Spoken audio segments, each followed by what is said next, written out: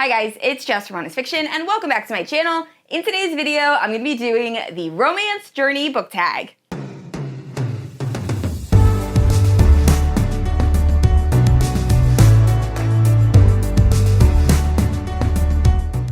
Alright guys, I am so excited about this tag video. So this is an original tag that was created by 10 different booktubers, including myself, but it was originally started by Bex from Bex Reads. So she reached out to me and 9 other booktubers and asked if we were interested in sharing our romance journey. So we all came up with one question, and some of the questions, they got pretty deep. So I am so excited to watch everyone else's videos. I will leave everyone's channels linked down in the description below. So once you finish this one, definitely check theirs out. We all should have like really original answers and it should be really fun. I know I'm one of the newer people to romance.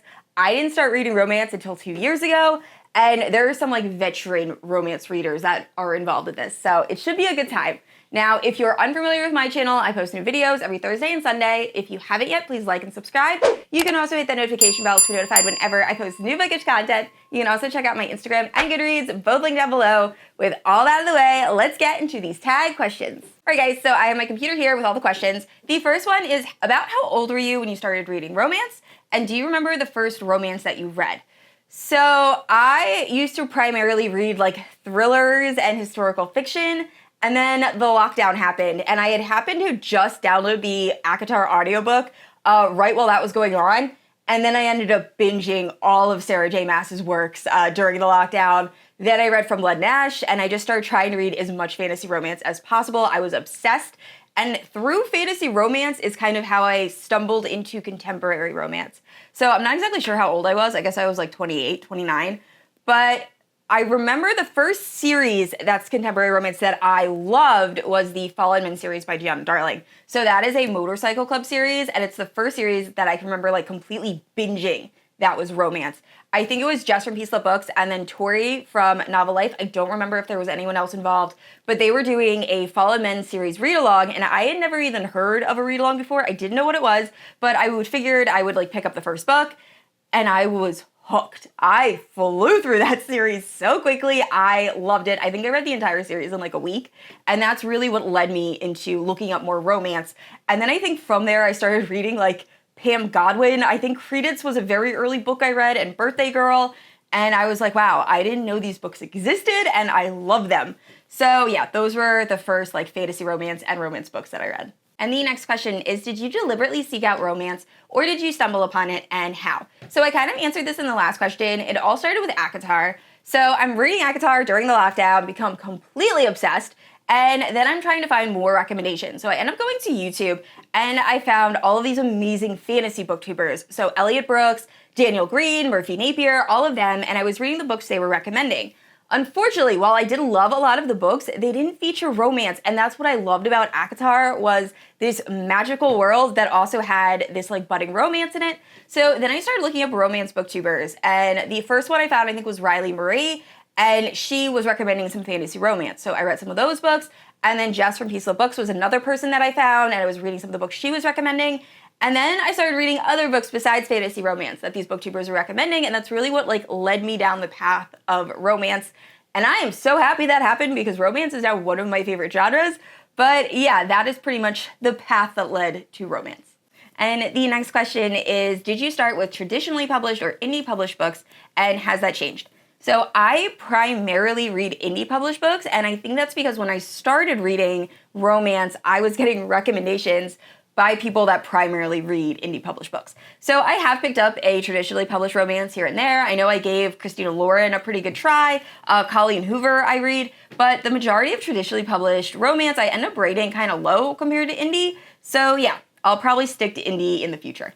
And next up is, what romance were you afraid to try but then ended up loving? So for me, this is forbidden romance just in general. I used to never want to pick up like Age Gap, Student Teacher. I did not see the appeal.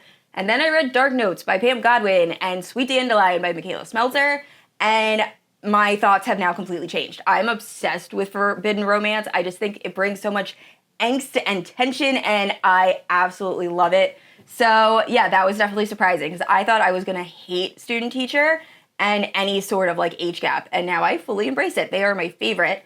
And then also Why Choose? I did not see the appeal at all. I didn't understand why there would be a book about someone with multiple partners.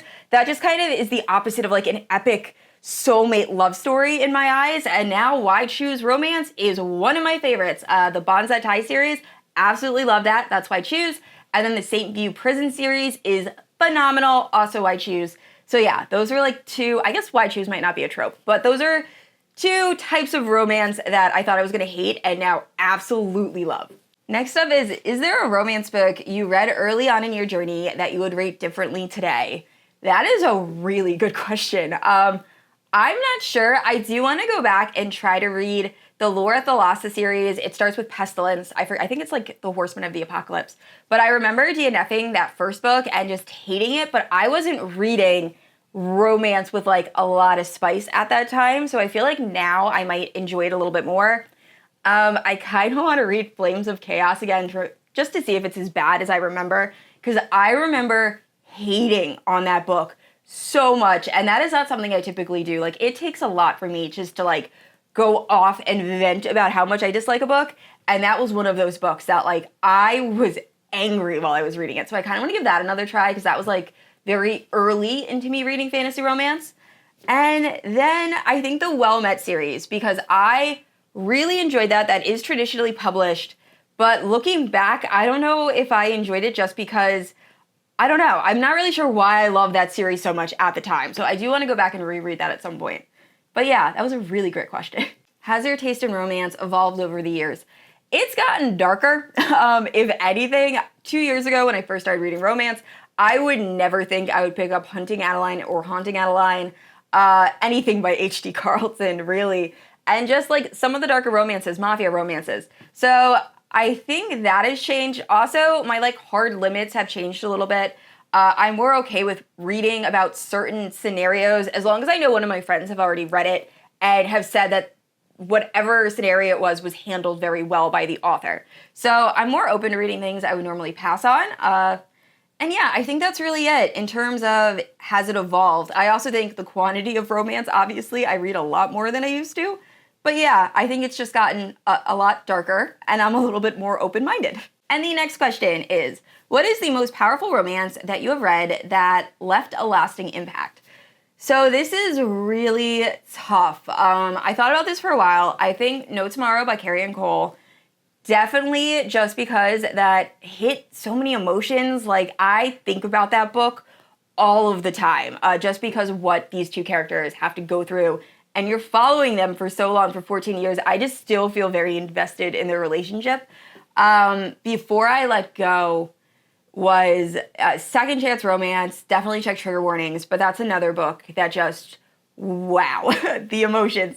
I still relate back to a lot of things that happened in that story, and I love that book so much, by Kennedy Ryan. And then you guys are probably going to hate me for this. It Ends With Us. It is still my favorite Colleen Hoover book of all time. I'm not going to say anymore. I think it tackles domestic violence very well, and it's a very emotional story. Personally, I didn't love It Starts With Us. I felt it was unnecessary. It kind of felt like an extended epilogue, but It Ends With Us is still one of my favorite books of all time. So this next question is, what was the romance book that told you this is what I am looking for in a partner?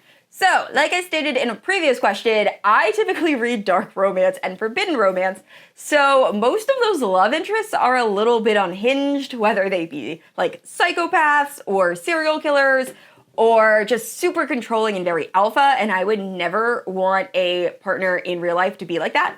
So probably Rhysand from ACOTAR. I'm kind of cheating, it's a fantasy romance, not contemporary romance. But I love Rhysand. He absolutely makes it known that he worships Farah, and he will just do anything for her. And I love their relationship. It is couple goals. So yeah, that is probably like the most realistic love interest, which is funny because it's in a fantasy, that I would want. All right, so this next question is, which romance book would you recommend to a romance newbie and then a seasoned romance reader? So it's really funny because this question came up in a live show I was in, and I struggled, but I think any book by Mariana Zapata is probably really good for a romance newbie, especially All Roads Lead Here. That is my favorite, just because Mariana Zapata books are pretty long, but they're also very easy reads. They're very accessible, And they're so slow burn, and you just feel so invested in these couples. And by the time they finally get together, you have been waiting on the edge of your seat the entire time you've been reading. So I love Mariana Zapata books, and I think they're really good. Especially if you're like new to spice. I feel like her books aren't very spicy, but the spice they do have is like perfect. And then for someone who's already like an advanced romance reader, if that's a thing, I would say probably the Off Balance series by Lucia Franco, just because you have to already be like okay with certain types of romances to like jump into that series. It is one of my favorites. And then the Initiation series by Nikki Sloan. Super spicy. I don't know how I would have felt about that series if I picked it up when I first started reading romance, because like it's a little crazy, but it's so addicting. So yeah, those are like my more advanced, I guess, romance books. All right, so last up is In Your Eyes, What Are Three Perfect Romances? So this is really tough because I don't know how someone else would define perfect. So for this, I'm really just gonna say like my 3 favorite romances of all time. And I'm 100% gonna cheat. So I'm gonna tell you 3 fantasy romances and then 3 contemporary romances, just because I could not pick between these 6 books. So first up, fantasy romance. A Court of Mist and Fury, #1 spot out of all of the books I'm about to talk about. I think that's my favorite book of all time. It is perfection. And then From Blood and Ash, the first book, I just reread it, and I was really nervous going back into this book. I've already reread it before, but like I wasn't sure if I was gonna love it as much the second time. I loved it as much the second time. It is just the perfect fantasy romance, like opening in a series. It is so good. And then last up, I just finished reading Between Wrath and Mercy by Jess Wysep.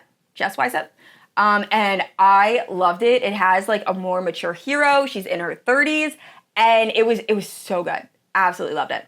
So those are the fantasy romance. And then for 3 perfect contemporary romance, I would say No Tomorrow by Carrie Ann Cole. I already talked about it. It deals a lot with like mental health, and it was just an amazing read. We're following the same couple for 14 years. It's a rock star romance. And then The Words by A. Jade, another rock star romance, and I could not put the book down. I believe there's actually going to be a duet it's like a companion duet that's coming out this year that I'm very excited about.